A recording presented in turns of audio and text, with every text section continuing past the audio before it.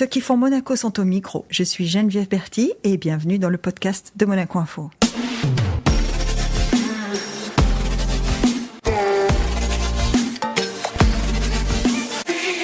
Notre invité du jour, guidé par la mer, consacre sa carrière à la croisière. Directeur général France et Monaco de MSC Croisières et d'Explora Journeys, il nous reçoit à bord d'Explora 1. Bonjour Patrick Pourbet. Bonjour. Je dis Explora 1 parce que, alors ce que j'ai découvert en préparant cet entretien, c'est qu'Explora, ce n'est pas un seul navire, hein, il y en a plusieurs. Exactement. Ce sont tous des sisters? Ce sont tous les mêmes? Oui, c'est dans cet esprit-là que l'a voulu notre armateur, c'est-à-dire c'est Explora, et puis un chiffre derrière. Pourquoi ? Parce qu'on a voulu garder un point de repère. Donc on part en croisière sur le 1, on part en croisière sur le 2, on retrouve tous ces points de repère, le nom même des restaurants sont identiques, pour avoir toujours ce sentiment de revenir à la maison. C'était un parti pris dès le départ. J'imagine que ce sont des bateaux sur lesquels on passe du temps. On ne fait pas une croisière en 3 jours. Voilà, il y a quand même beaucoup de temps passé à bord, vivre à bord, en fait. Oui, c'était de nouveau le parti pris pour cette compagnie, c'est d'aller vers le slow tourisme, en fait. Le slow tourisme, donc quand on pense à croisière, on pense à beaucoup d'animations à bord et tout. Ici, c'est tout l'inverse. Très peu d'annonces, très calme. D'ailleurs, quand on monte à bord, et je constate que de nous-mêmes, on parle doucement. On n'a pas envie de parler fort. Parce que tout invite à la quiétude. Et donc oui, ce sont des itinéraires en général d'une dizaine de jours, où l'été sont des croisières de 7 jours, mais qui se succèdent toujours différemment. Donc on peut faire 3 croisières l'une à la suite de l'autre, pour faire 3 semaines de croisière avec un itinéraire unique. Alors est-ce qu'on peut dire que Explora, ou Explora Journeys, a une marque de fabrique? Qu'est-ce que vous diriez? Alors vous l'avez dit, hein, il y a cette quiétude, il y a cette atmosphère très familiale, pour pas dire... presque de privé, mais est-ce que Explora a une marque de fabrique que vous donneriez spontanément? Si je vous disais, c'est quoi? Vos croisières, c'est quoi? Alors, en l'exprimer en un terme, je ne pourrais pas. Mais vous dire que oui, c'est un ADN particulier. Enfin, c'est une marque de fabrique totalement liée à l'ADN. Nous sommes une compagnie familiale. Et ça, c'est important. Donc, c'est la famille qui a conçu les navires. C'est Madame Aponte qui a décoré les navires. C'est les jeunes de la famille, donc la deuxième génération, qui a voulu partager ce qu'ils vivaient sur leur yacht, c'est-à-dire découvrir, par exemple, la Méditerranée, mais c'est le monde entier, mais par exemple la Méditerranée, dans des coins que l'on ne connaît pas en Méditerranée. Peut-être que la taille du bateau y fait aussi, hein, parce que Explora, c'est quand même... C'est un grand bateau, mais c'est pas un monstre des mers. Absolument, c'était le parti pris et il faut bien comprendre le positionnement de la compagnie. Donc c'est vrai qu'on a quand même un bateau de 250 mètres, donc ce n'est pas un petit bateau. Ce n'est pas un bateau qui accueille 200 passagers, puisqu'on peut accueillir jusqu'à 800 passagers, plus de 400 suites. Ce ne sont que des suites à bord, mais sur 250 mètres, 12 ponts. Évidemment, vous imaginez le ratio d'espace par passager qui est incroyable. Ouais. Là, ici, on est à bord, le bateau il est plein, on a l'impression que le bateau est vide. Oui, donc, c'est ça. Parce que, évidemment, le ratio par passager est énorme. Est-ce que vous diriez que ça, c'est un élément important de la qualité de la croisière, c'est l'espace dont on dispose? Oui, absolument. C'est l'espace, c'est le luxe de l'espace. Puisque, en effet, le but, c'était de construire une compagnie de luxe, positionnée le plus haut de gamme sur tout le marché, donc mondial de la croisière. Donc ça, c'était l'idée, le projet. Et donc, je pense qu'on a bien réussi, mais avec quand même un parti pris. On parle beaucoup de croisière, et bien sûr, c'est un navire, donc on pense à croisière. Mais l'idée, ce n'est pas une approche croisière. Imaginez que vous êtes dans un palace, on est à Monaco, il y en a suffisamment à Monaco. Vous êtes dans un palace, mais le palace va changer tous les jours de destination. Ça, c'est l'approche Explora Journeys. Donc vous avez tous les critères d'un palace à bord, jusqu'au membre d'équipage, hein, puisqu'on a quasiment un membre d'équipage par passager, quasiment, 1,2. Ça fait du monde, ouais. Donc ce sont vraiment tous les critères d'un palace. 6 restaurants gastronomiques, toujours pour les 800 passagers, 4 ponts piscines, un centre complet de thalassothérapie. Bref, tous les services qu'offre un palace, mais ce palace, en effet, il change tous les jours de destination. J'imagine que toutes les suites ont une vue extérieure, contrairement à d'autres bateaux sur lesquels parfois il y a des cabines qui n'ont pas une vue extérieure. Voilà, les cabines intérieures, nous n'avons pas. D'abord, nous n'avons pas de cabine, nous n'avons que des suites à bord, et toutes les suites ont 35 mètres carrés minimum. Et puis au-delà, bien au-delà. Ouais. Et toutes les suites, même la première catégorie, a une terrasse avec une méridienne. Donc c'est vraiment un standard très élevé. Ce que je voulais dire, c'est qu'on peut se lever sur Explora, on peut se lever chaque jour avec une autre vue. Oui, et c'était le parti pris aussi de la compagnie, de la famille, c'est de construire le navire, parce qu'on vraiment on l'a construit à notre image, à ce qu'on voulait développer.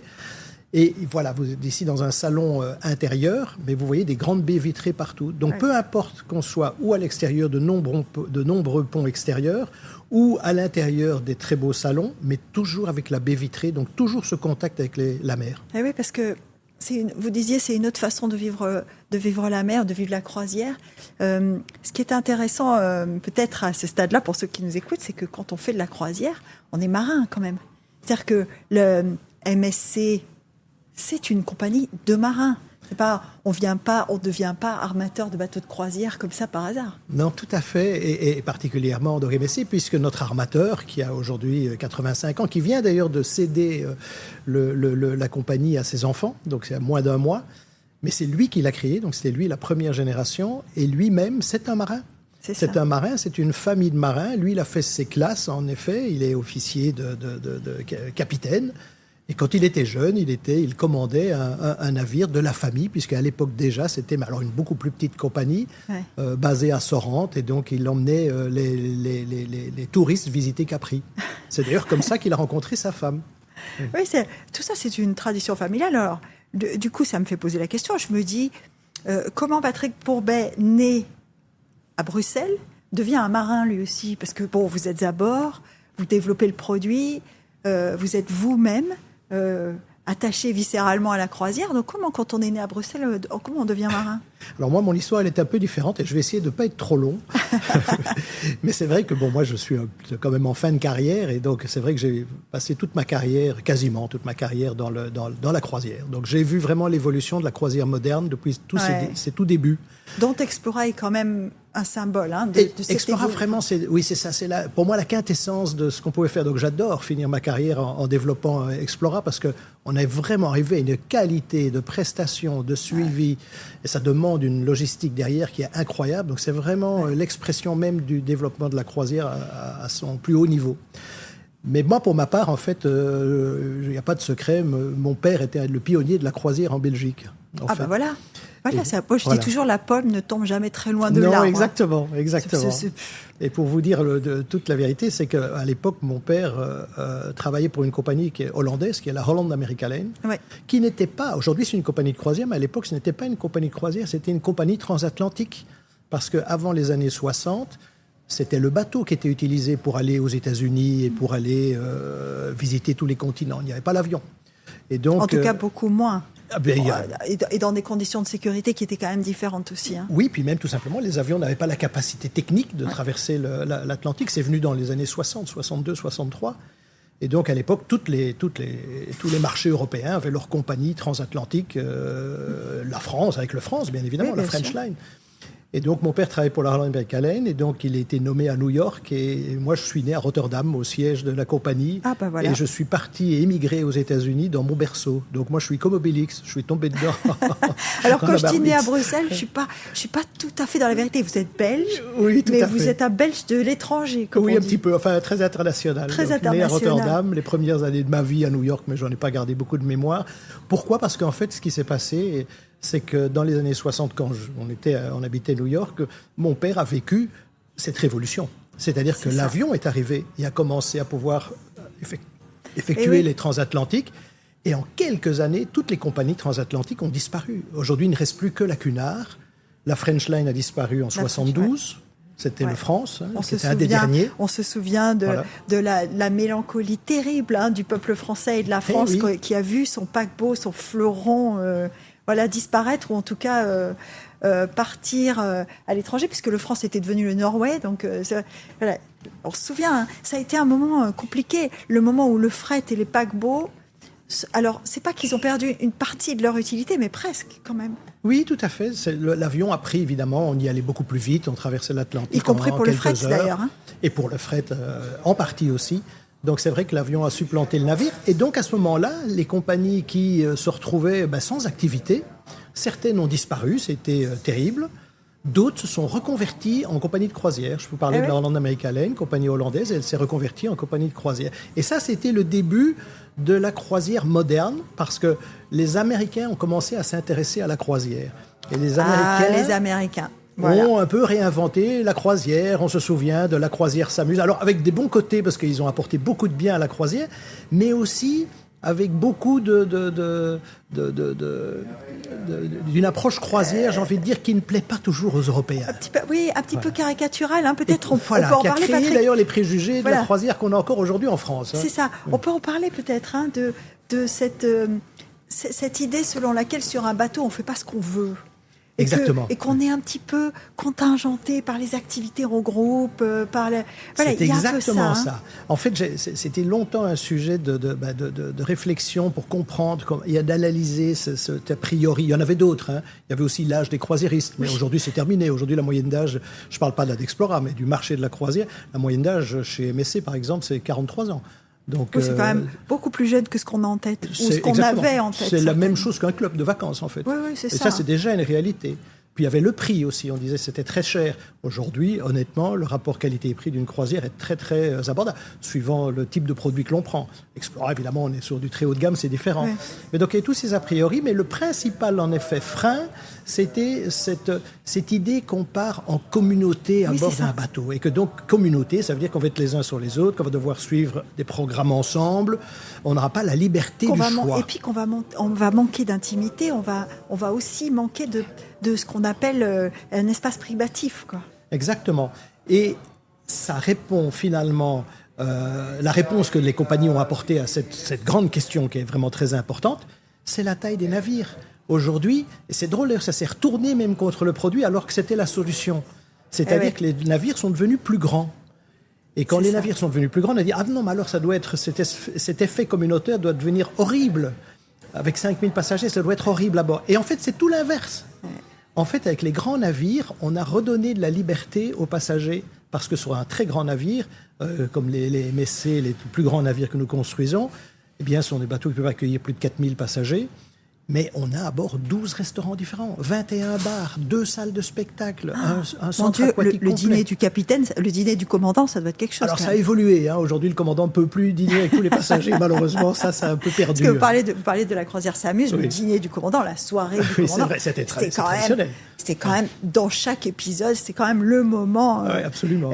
Justement, vous parliez des grands bateaux, ça me faisait penser à un aspect d'Explora que j'ai cru à lire quelque part. Il y a quand même une nécessité de respecter l'élément sur lequel on évolue. À tort ou à raison, je ne sais pas, l'industrie de la croisière n'est pas vraiment qualifiée de respectueuse des océans. Est-ce que c'est une vraie ou une fausse idée ?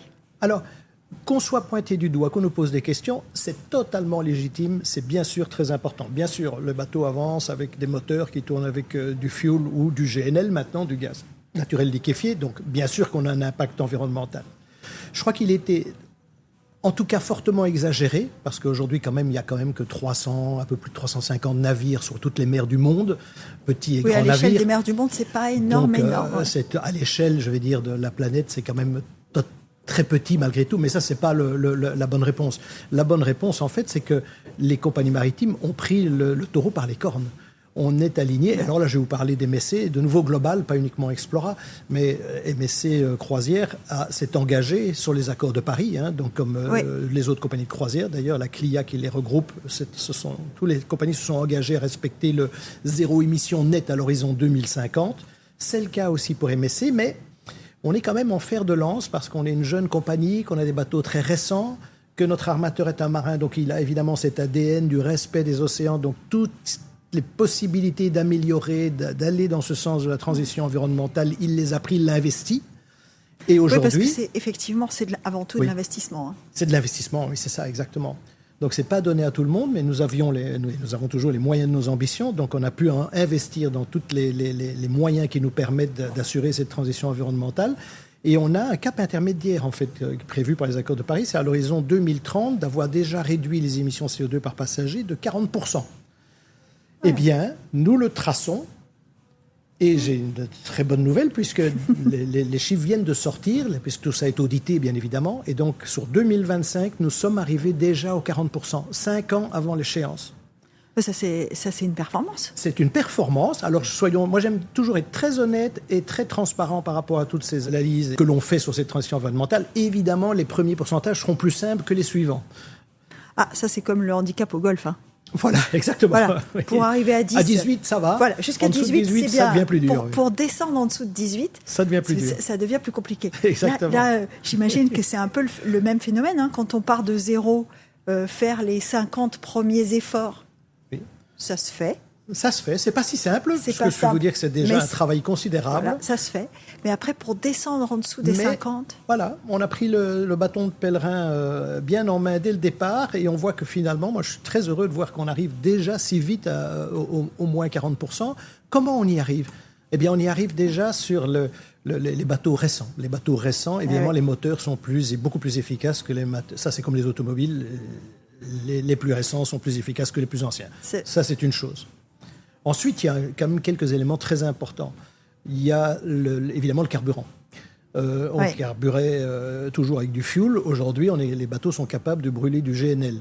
Et donc, nous avons pris le pli et nous avons déjà construit plusieurs navires.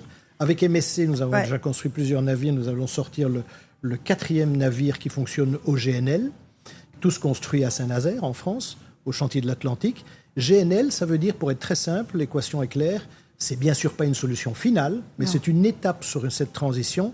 C'est 20 à 25% de CO2 en moins. Donc, bien sûr qu'on prend. Ouais. C'est la combustion qui est... C'est la combustion qui est différente. Ce sont les émissions. Ce sont les émissions. Avec le GNL, en fait, c'est automatique. C'est moins de CO2. Et évidemment, ça annihile tous les autres polluants qui existent dans le fuel. Mais avec le GNL aussi, vous éliminez... quasiment la totalité des oxydes de soufre et des oxydes d'azote, qui sont aussi des composantes importantes, et même la quasi-totalité, vraiment 99,9%, des particules fines, qui existent parfois dans le fuel, les fameuses. Et qu'on n'a pas dans le gaz.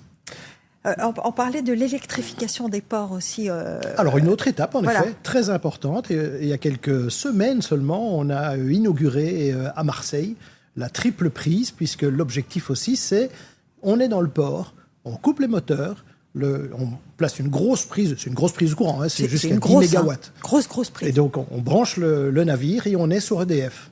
EDF en France, en plus, la grande force, c'est que c'est 99% vert, puisque c'est nucléaire, éolien et solaire. Et solaire, Et donc, quand on est à Marseille, à quai, 0 émission. Alors, ce que vous êtes en train de me dire, Patrick, c'est que l'image d'Épinal du bateau de croisière avec la fumée qui s'échappe de sa cheminée principale, c'est presque terminé. C'est presque terminé parce qu'avec le GNL, il n'y a pas, évidemment.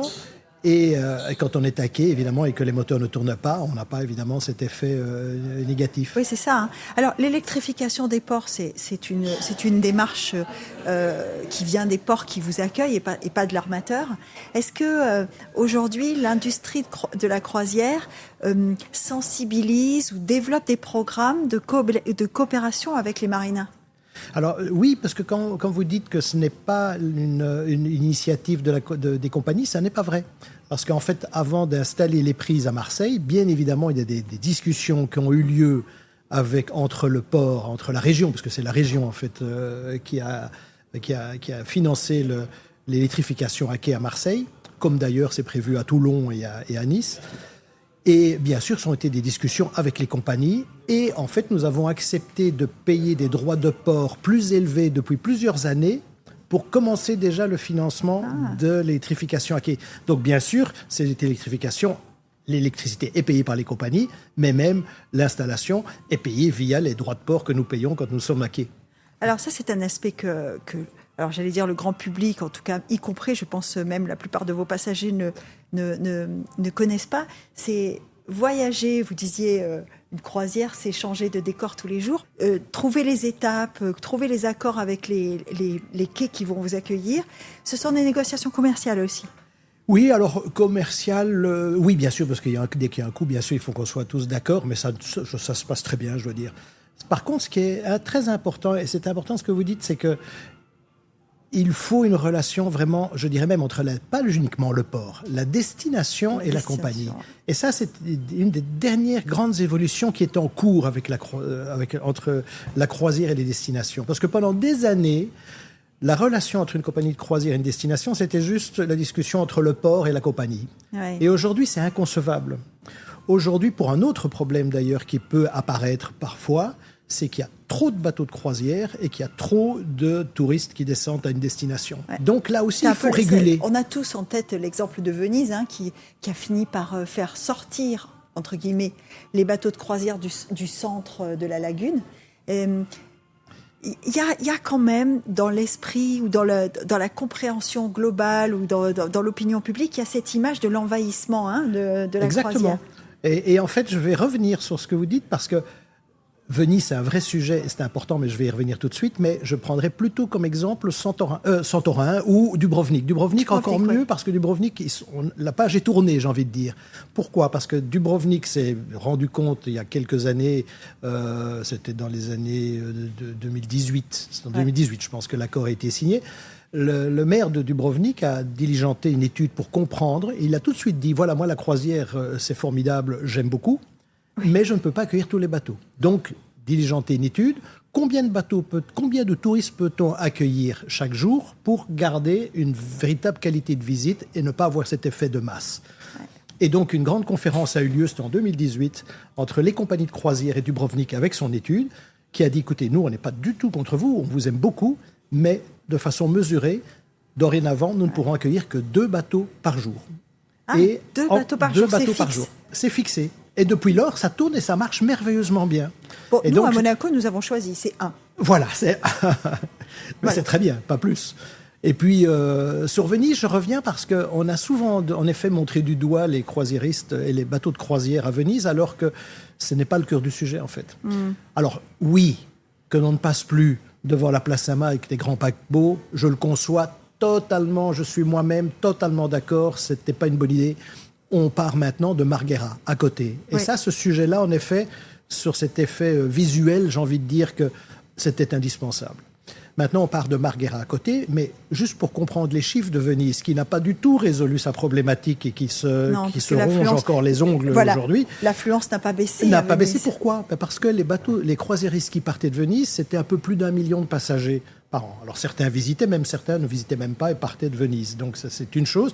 Mais chaque année à Venise, il y a 31 millions de touristes. C'est ça.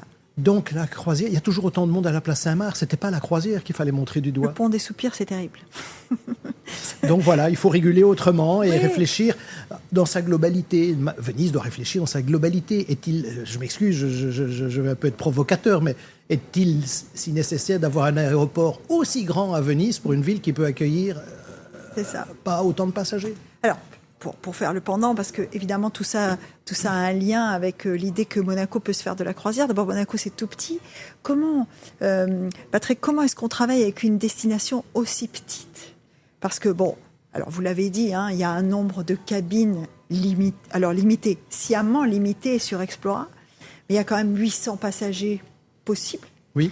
Comment on travaille pour qu'une destination comme Monaco puisse garantir aux 800 passagers qui sont déjà dans une catégorie assez élevée, puisse accueillir vos passagers de la meilleure façon ?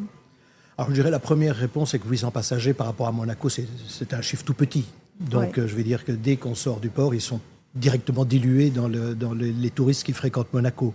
On ne représente qu'une toute infime petite partie du nombre de touristes qui fréquentent Monaco. Donc c'est vraiment pas un souci. Mais ce qui est important, que ce soit à Monaco ou d'autres destinations, à Marseille, on nous a souvent montré du doigt en disant « Ah non, c'est compliqué, il y a trop de... » Marseille est quand même une grande ville, mais il y a quand même aussi une dimension à prendre. Et nous l'avons prise aussi en négociation et en discutant avec le club de la croisière à Marseille, qui est très actif et qui permet justement de répondre à toutes ces interrogations. Qu'est-ce qu'il faut faire ? Eh bien, quand on est à Marseille, c'est de proposer pas 2, 3, 4, 10 excursions possibles et que tout le monde se retrouve dans le vieux port au même moment. Mais c'est évidemment de proposer 30 excursions différentes. Et de Marseille, n'importe où en Méditerranée, même de Monaco, c'est très riche. On peut très bien... Oui, ce matin, je voyais... on montait à bord, justement, on parlait de golf. Ce matin, je voyais débarquer, on a un petit groupe de golfeurs allemands qui descendaient ce matin à Monaco et qui allaient jouer... Au Montagel. Voilà. Non, mais c'est formidable d'imaginer que Explora est conçu avant tout comme un lieu de vie, en fait. Ce dont je me rends compte, alors, que ce soit autant par le fait qu'on voit la mer de partout, que la déco ait été pensée comme ça, le style ait été pensé comme ça, c'est que ce que je découvre en vous écoutant, c'est qu'au cœur même d'Explora, on réfléchit à ce qu'on peut proposer aussi. Il y a comme un tour opérateur intégré, en fait. Absolument, le bateau est destination, comme on aime à dire. Et ça, c'est ça la croisière moderne aussi, c'est que la croisière, au départ, on partait en croisière uniquement pour les destinations. Oui, ok, on mangeait bien, c'était confortable à bord, mais on partait pour les destinations. Aujourd'hui, on part en croisière presque autant pour le bateau que pour les destinations. Et c'est le cas sur les grands navires MSC, mais c'est aussi le cas sur Explora, où on a tellement de plaisir d'être à bord, où on se fait chouchouter à bord, avec le choix de la restauration, puisqu'on a ces 6 restaurants qui sont à disposition. On a les 4 ponts-piscines, ce centre de thalassothérapie, tellement de services que si on connaît la destination, bien on sera tenté de dire, tiens, je connais, je vais rester à bord finalement. Alors c'est ça, on choisit de partir sur Explora. Oui, absolument. On choisit de partir sur Explora pour ces qualités-là, pour cette approche de palace flottant, comme je le disais. Ouais. C'est ce qui fait aujourd'hui la différence. Et ça, ce qui est intéressant de découvrir, c'est qu'en fait, les Français et les Monégasques ne connaissent pas du tout ce type de produit. Non. Ce type de produit, il existe quelques compagnies américaines ou des chaînes hôtelières maintenant américaines qui ont développé des paquebots qui vont dans ce sens-là, donc ce qui est logique, le palace flottant. Mais sinon, nous, Français, Belges même aussi, ou Monégasques, on ne connaît pas ce type de produit. Donc il faut vraiment venir le découvrir pour comprendre. Je dis, c'est ça le concept, je comprends. Ouais, alors vous dites on ne le connaît pas, est-ce que ce sont des marchés difficiles à démarcher, je dirais, à ouvrir? Quand on fait du commerce international, on dit toujours ouvrir un marché, c'est le plus compliqué. C'est exactement ce qui nous arrive pour le moment. Donc je peux vous dire que ce n'est pas facile d'ouvrir le marché et de faire comprendre aux Français que, comme je le dis souvent avec un petit sourire en coin, les Français adorent la croisière, mais ils ne le savent pas eux-mêmes. Eh oui, c'est ça. Par contre, quand ils viennent à la croisière, gré, finalement. Oui, exactement. Oui, exactement. Et ce qui est déjà surprenant, c'est que la compagnie n'a même pas 3 ans. Eh bien, 40% des Français qui sont partis avec Explora ont déjà réservé une deuxième croisière. Donc c'est incroyable. C'est ça, c'est que quand on essaye Explora, on y revient. On y revient, automatiquement. Quand vous dites que la compagnie a 3 ans, alors c'est Explora, je dis voilà, bien. Ouais. C'est étonnant parce que quand on est à bord d'Explora, puisque là on y est, on n'a pas l'impression d'être chez des jeunes croisiéristes. Hein. Non. On a l'impression d'être chez des vrais pros qui connaissent leur métier quand même. Mais parce que c'est le cas. En fait, la famille, c'est toujours la même famille derrière. Et la famille Aponte a déjà créé MSC il y a 25 ans, MSC Croisière, qui était aussi une aventure entrepreneuriale assez incroyable. Même s'il y avait quand même déjà aussi l'expérience du cargo, puisque le groupe MSC, c'est d'abord la toute première activité du groupe familial, ce sont les porte-containers. On est le numéro 1 mondial, avec aujourd'hui plus de 1000 porte-containers. Donc c'est vraiment très impressionnant et ça a grandi très très vite. La mer, c'est votre métier. C'est notre métier. Et c'est d'où d'ailleurs le nom de la compagnie, MSC, Mediterranean Shipping Company, donc la compagnie méditerranéenne de navigation. Donc il y a cet ADN méditerranéen, européen. Et puis, c'est la conquête, on est global maintenant, on est dans le monde entier. Alors, vous me dites, c'est une société qui avait 25 ans, MSC, c'est une société qui a 25 ans, Explora, une société qui en a 3. Qu'est-ce qui, fondamentalement, pour le professionnel de la croisière que vous êtes, qu'est-ce qui a changé fondamentalement dans la conception de la croisière entre ce que c'était au début des années 90, 80 et ce que c'est aujourd'hui ? Eh bien, c'est très clair pour moi, à mes yeux. Revenons en 80-90, les Américains révolutionnent le produit croisière. Ouais. Et grand bien leur face, ils ont réellement des compagnies comme Carnival, dont le nom même à l'époque surprenait tout le monde. C'était l'idée, vous allez partir en croisière, voir des destinations, mais à bord, ça va être la fête, ça va être le carnaval. Oui. C'était ça la promesse. Et donc c'est vrai que le marché américain et les Américains ont révolutionné la croisière moderne. Et j'ai envie de dire que après, avec le recul, il y a 25 ans, avec MSC, et puis maintenant avec Explora, nous lui avons donné cette dimension européenne, en fait. Et donc, nous l'avons un peu réinventé, réinventé, j'ai envie de dire, en gardant les bonnes leçons de ce que les Américains nous ont apporté, mais en le réinventant avec des codes de perception européens. Et ça, c'est ce qui fait le produit aujourd'hui et ce qui fait notre succès partout dans le monde, parce que tout le monde aime voyager européen. C'est ça. Explora aujourd'hui, c'est pas seulement en Méditerranée, c'est sur toutes les mers du globe. Sur toutes les mers du globe. Alors petit à petit, là on a 2 navires, le 3e arrive, sera inauguré à Barcelone au mois d'août. Et puis les 3 autres vont suivre. Mais donc là, au début, on était surtout sur la Méditerranée orientale, occidentale, avec 2 navires, et puis l'hiver dans la Caraïbe. Mais là, maintenant, ça y est, les bateaux vont bientôt sortir, donc ils sont déjà commercialisés. On va être partout présent en Asie, 26 croisières en Asie. On va être présent en Alaska, grande nouveauté. On va remonter, on va descendre sur les côtes de l'Amérique latine et remonter l'Amazone jusqu'à Manaus. Donc ça y est, c'est parti. L'exploration, Explora Journey prend tout son ADN. Voilà, c'est de l'exploration totale.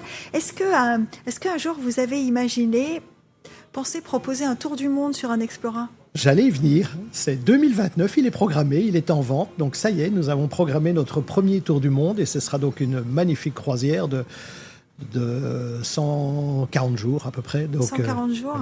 Donc c'est possible d'avoir des clients qui vous disent « je viens chez vous pour 140 jours ». Oui, et j'ai envie de dire, alors c'est très étonnant parce qu'on parlait un petit peu de la révolution de la croisière qui s'est faite plutôt sur le marché américain. Aujourd'hui encore, le monde de la croisière, si on prend le marché total de la croisière mondiale, la moitié du marché, c'est l'Amérique du Nord. Oui, c'est l'Amérique du Nord. Et l'autre moitié, c'est un quart l'Europe et le dernier quart le reste du monde. Et donc, ce qu'on constate, c'est que autant les Américains ont cette avance sur la croisière, en Europe, les 2 marchés qui prédominent, c'est l'Allemagne et l'Angleterre, qui ont tous les 2 plus de 2 millions de croisiéristes par an. Qui sont des marchés anglo-saxons quand même. Qui sont des marchés, voilà, anglo-saxons et puis allemands, parce que là, il y a quand même des compagnies très allemandes qui fonctionnent très bien. Et puis, pour le reste de l'Europe, la France, par exemple, on est un peu à la traîne. Il n'y a que 600 000 Français qui partent en croisière chaque année. C'est encore très peu, très très peu. Donc, on n'est pas du tout à maturité, parce que les Français, je dis, n'ont pas encore compris ce que peuvent leur apporter la croisière. Mais ça va arriver, et ça c'est pour la croisière dans sa globalité. Pour la partie Explora, qui est vraiment sur cette niche très très haut de gamme, c'est un peu la même chose finalement. Les clients qui fréquentent les palaces, et les Français sont nombreux à fréquenter les palaces partout dans le monde et simplement en France déjà. La tradition du palace, elle est quand même française. Elle est française. On est quand même le seul pays au monde avec une catégorie d'hôtels classifiée palace par Atout France, qui est l'organisme officiel. Il y a 32 palaces en France, la moitié à Paris, les autres dans le reste de la France. Et on s'inscrit dans cette lignée-là, en fait. Et c'est donc, vous le disiez, oui, on ouvre le marché, donc c'est très compliqué. C'est très compliqué. On doit convaincre les passagers. Je dirais, au départ, c'était vraiment, on les comptait un par un quand on a commencé la compagnie. Ah oui. Puis on les a comptés 10 par 10. Là, on les commence à les compter par centaines, mais c'est très progressif et c'est très bien. Ça ne doit pas être autrement. Le code d'Explora, enfin les codes, je dirais, puisqu'on est dans vous dites, on est dans un très haut de gamme. Alors, on a parlé tout à l'heure de l'espace par passager. On a parlé de la qualité des services à bord. Est-ce qu'il y a d'autres codes dans le produit Explora qui le positionne sur son segment? Je dirais le principal. Le principal, il passait là tout à l'heure, je lui ai fait un petit signe, Franck Garanger. Franck Garanger est notre chef cuisinier français. La gastronomie. Angevin, maître cuisinier de France, qui pendant plus de 2 ans a préparé, avant l'arrivée du bateau, l'offre gastronomique à bord. C'est lui qui est le maître, le chef d'orchestre de tous les restaurants à bord. Il a évidemment fait jouer de ses influences avec les maîtres de cuisine de France pour aller chercher les meilleurs chefs au Japon pour le restaurant asiatique à bord, en Thaïlande, un peu partout dans le monde. Il a été sourcé, on a une steakhouse à bord qui est extraordinaire avec les meilleures viandes du monde. Il a été les sourcer en Europe dans des lieux que je ne savais même pas, que je ne connaissais même pas. Et on les a à bord. Oui, c'est un peu ça. Donc la gastronomie. C'est peut-être un peu ça aussi, la marque de fabrique d'Explora, c'est chacun son métier. Oui, exactement. Et en Europe, on a quand même un savoir-faire qui nous est quand même reconnu dans le monde entier. Voilà, parce que... Gastronomie, art de vivre, les produits de luxe. On a une petite galerie marchande ici à bord. Quand je dis galerie marchande, je suis. Oui, c'est un petit peu caricatural. Je suis un peu caricatural parce que ce sont des très très belles maisons, et j'aurais dû le dire comme ça, qui sont présentes à bord. On a la chance, par exemple, d'avoir à bord la seule boutique à bord d'un navire Rolex. Oui. Donc ça, c'est quand même une exclusivité. Oui. Alors, on s'est rendu compte, il y a un aspect dont on n'a pas encore parlé, qui est quand même très important, c'est l'aspect sécurité. On s'est rendu compte en montant à bord que, je crois que c'était la personne qui nous a accueillis, elle nous a dit, vous entrez dans un monde où quand même, on n'accepte pas, vous n'êtes pas chez des copains, alors qu'on est à la maison quand même. Là, comment on garantit la sécurité d'un bateau comme ça? Voilà, en étant extrêmement strict. pas de concession sur la sécurité. Donc en effet, sur un bateau de croisière, on ne monte pas comme ça, personne. Il faut être annoncé, d'ailleurs c'est réglé toujours avec les ports. Et les douanes, et surtout les offices d'immigration aussi. La police des frontières, exactement, qui sont en relation et qui nous demandent les listes des passagers avant que tout ça est vérifié. Et ça devient d'ailleurs un atout de la croisière, qui est d'ailleurs un atout de Monaco aussi, je pense. C'est la sécurité. Aujourd'hui, on aime bien, sur un bateau de croisière, vous allez pouvoir sortir vos plus beaux bijoux, vos plus belles robes en toute quiétude. Et ça, c'est quand même un plaisir. Et oui, c'est quand même. Ça fait aussi partie de cette modernité dont vous parliez. Oui. C'est d'avoir cette sécurité garantie. Est-ce que vous pouvez nous donner quand même une proportion entre. Vous disiez, on a un personnel par passager. 1,2 pour être très précis. Voilà. Parce que je me disais, administrativement, commercialement, il faut du monde. Alors, est-ce qu'ils sont tous à bord déjà, ou est-ce qu'il y a beaucoup de choses sur Explora qui sont gérées à terre par des gens qui sont en correspondance avec le bateau? Alors, bien sûr, oui, il y a une permanence de connexion, surtout maintenant avec les moyens de communication. C'est plus un problème, qu'on soit en mer ou dans un bureau à côté, ça revient au même, finalement. Tout est devenu très fluide dans la communication. Ce n'était pas le cas dans le temps. Moi, j'ai connu une période où on communiquait avec les bateaux uniquement par téléx. Donc vous imaginez, c'était une petite ville autonome en soi. C'est ça, il fallait plus du tout maintenant. Tout ça est complètement partagé avec le siège. Quand je vous parlais du ratio par passager, c'est évidemment l'équipage qui est à bord et qui est en permanence à bord. Ça reste en permanence à bord. 1.2, c'est l'équipage. Voilà. Et les marins, le personnel de bord. Voilà, les officiers, mais surtout le personnel de bord, le service, évidemment, avant tout. Donc, pour offrir un service de niveau palace, il faut ce critère-là. Sinon, on n'arrive pas à le délivrer. Qu'est-ce qu'on peut... Alors, on disait tout à l'heure, Explora bientôt, ce seront 6 bateaux. On est sur le 1, le 2 tourne déjà, le 3 arrive, le 4 l'année suivante. On ira jusqu'à 6, enfin en tout cas c'est ce qui est prévu pour l'instant. Qu'est-ce qu'on peut souhaiter à Explora? Parce que quand on est à la tête d'une jeune entreprise comme ça qui finalement grandit assez vite. Très vite. Voilà. Qu'est-ce qu'on peut lui souhaiter? Je dirais bon vent, comme on dirait à un marin. mais honnêtement, le vent, il est très favorable à MSC moi, j'y suis depuis 10 ans chez MSC. J'ai effectué toute ma carrière dans la croisière, comme je vous le disais, avec d'autres compagnies avant Agent Général. Je suis vraiment en fin de carrière aujourd'hui, mais je termine sur vraiment un produit qui est magnifique et avec un état d'esprit que j'adore parce que c'est cet esprit de famille. Et puis avec en effet cette progression qui est incroyable du fait, je pense, de cet art de vie, de cet ADN très européen qui fait mouche, bien sûr en Europe, mais partout. Même aux États-Unis, là aujourd'hui, le marché qui grandit le plus pour nous, c'est le marché américain. Et pourquoi? Parce que, pas tous les Américains, mais une partie des Américains qui aiment cette sensibilité, ce savoir-vivre, ce savoir-faire européen qui nous est reconnu partout, cette culture si riche. Et ça, je pense, c'est un atout considérable.